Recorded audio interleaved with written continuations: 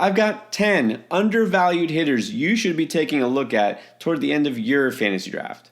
If you can't wait for draft season, guess what? You don't have to. Join Underdog Fantasy and you can draft right now for MLB Best Ball for the 2024 season. They've got some new contests that just opened up. Check them out right now. If you sign up and use promo code Endgame, you get a 100% deposit match for your first $100 that you put into your account. Try Underdog Fantasy today. First up, an Orioles prospect going under the radar. Well, he is, because Colton Cowser came up last year and did not do very well in his first cup of coffee in the majors. And it just looks like he's squeezed out of playing time because the Orioles have too much young talent. Like, honestly, I don't know where these guys are going to play. You got to figure something is in the works mid-season. They're going to flip one of these bats for an arm. Maybe it'll be Cowser, and maybe that'll be a good thing because he'll actually get a path to regular playing time. Or he might force his way onto the roster with how well he's hitting this spring. He's already got 3 homers and 6 RBIs. And again, we're just barely over a week into spring training. He's also chipped in a steal, and this is a player who is all around balanced. He can hit for average and power. He's not just a slugger, decent fielder. I don't know where he's going to play or how or when, but at some point he's going to contribute for some team if it's not the O's. And so right now it seems like a time to take advantage of a very talented high-end prospect who's just kind of getting lost in the shuffle. And that would have been the case for Joey Ortiz, except that he was shipped from Baltimore to Milwaukee in that Corbin Burns deal. And that's great because now Ortiz does have a chance to win a starting job somewhere in the infield. Now at this point, the Brewers infield is very much a work in progress. Second and third, we've got about 5 different guys who could fit the bill there. Well, Ortiz is probably the most talented of them, and you've got to figure giving up a huge piece like Corbin Burns, they wanted Ortiz for a reason. He's also a pretty well-polished all-around player. He's got some pop. He's already got a couple of hits in the spring, including a double and a home run. And the good thing is that he could play either second or third base, and you got to figure at some point he'll get the chance to do so. The problem is so can guys like Tyler Black, Bryce Terang, Andrew Monasterio, and so on. The way I see it, talent always reigns supreme. Ortiz has it. I think he's got the best shot to be the starting third baseman, maybe by opening day. Although at third base, we could see a surprising name, and that's outfielder Sal Frelick, who is my next undervalued hitter. Now, the Brewers' outfield is also kind of a jumbled mess. Besides Christian Yelich, you're not quite sure what to expect. You figure with the money they just gave young uber star Jackson Chourio, he should get a chance to be the starter throughout this season. We'll see if he can handle the majors right here, right now. But then there's still another spot up for grabs. I like Garrett Mitchell, but I also like Sal Frelick. And right now, according to MLBPlayingTime.com, looks like Frelick is penciled in to be the regular, at least for now, in the outfield, and potentially hitting cleanup against right-handed batters. That's a strong side platoon in a great spot. There's also word that he might even see some time at third base, and he can do that. He's a pretty versatile defender. I don't think that's going to be the answer long term. They've got enough other options.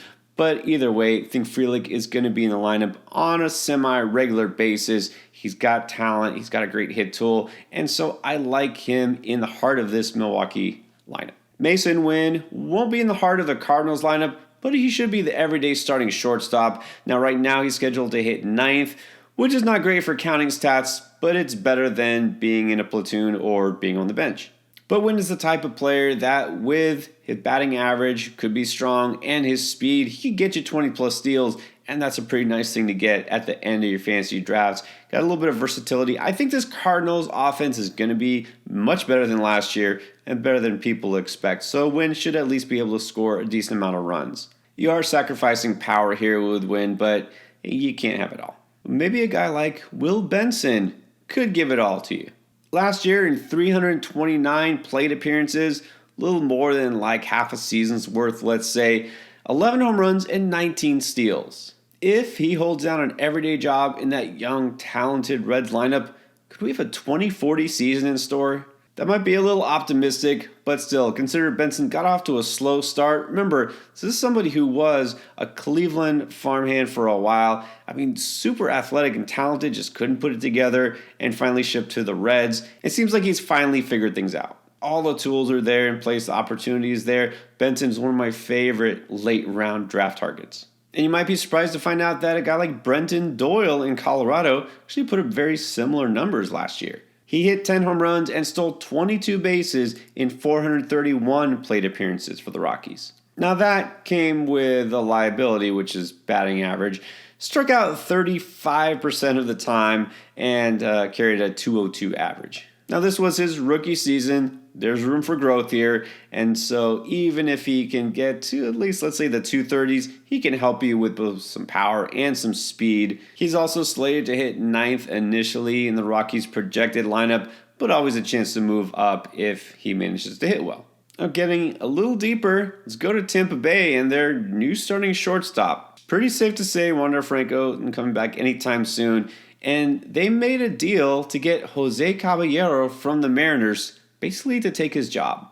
Now don't get me wrong, I understand this is a stopgap. He's definitely not the answer long term. They have guys in place like Carson Williams ready to come up when he's ready. But Caballero is a starter right now, probably going to be at least for the first couple of months of the season, and even if a guy like Wallace does come back, I think Caballero will have some regular at-bats as a utility guy. He can play second base also. And he didn't get everyday playing time all last year, but he still wound up stealing 26 bases. The power was lacking, but it's interesting to note that in the spring, they've been encouraging him to pull the ball more with the help of a guy like Isaac Paredes, who knows how to do that.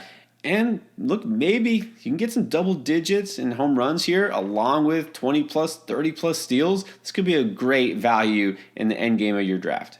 Now let's look to another elite offense with the Dodgers. Could Miguel Vargas earn playing time there? He was kind of a trendy sleeper for a while last year, but injury to his wrist just kept him from being productive. Remember the whole thing about during last spring where they basically didn't allow him to swing, but they still put him out there to take at-bats. He learned how to take a walk, but he didn't do a very good job of collecting hits. Wound up struggling, got sent back down. Just wasn't quite right. This is just a weird debut season for Vargas. Now, should be back to normal. So far, so good. Got some extra base hits in the spring, 2 doubles and a home run. Kind of showing that hit tool that we knew he had. What about playing time, though? That's the big question. Well, I'll just say I'm still not a believer in Gavin Lux. Maybe at some point he gets replaced, but also we know injuries happen. Vargas is a guy who can play second, can play first, he can go in the outfield. That versatility is going to help him eventually get a path to playing time. Let's get even deeper. How about a Rule 5 pick who could stick at first base for Cleveland? You know I'm big on Kyle Manzardo, but he's not going to break camp with the team on opening day, and he's going to bide his time a little bit. In the meanwhile, Davison De Los Santos could be the starter. This is another super young player with great raw power, 70 grade in fact. Maybe not polished yet, but we'll see. He could crank out some long balls. He's going to get a chance. So like I said, being the Rule 5 pick, they're going to want to see what he can do. They'll give him a long leash, and he could actually be the starter for the first month of the season. I won't go so far as to say that I expect him to be a stud, but at this point, we're looking for some undervalued hitters with some power upside. This is somebody who's completely under the radar. And to that end, let's go to Oakland, where, well, it's hard to pick out more than 2 or 3 names from a lineup that you recognize, but there's always value on a team like that. How about Darell Hernaiz, who could earn a third base job? Hernaiz hit 300 at the AAA level, has a really low strikeout rate, makes good contact. The power isn't quite there yet. It's developing, but he's going to get a chance potentially. They just need a solution, right? They need just somebody to step up there in Oakland. It could be him. Early in the spring, hitting .313 with 4 RBIs. Going to be a position battle for sure. He's somebody to keep an eye on. Those are some undervalued hitters to watch in your fantasy drafts. What about some players who are just going way too late? These are my favorite ADP steals of the season.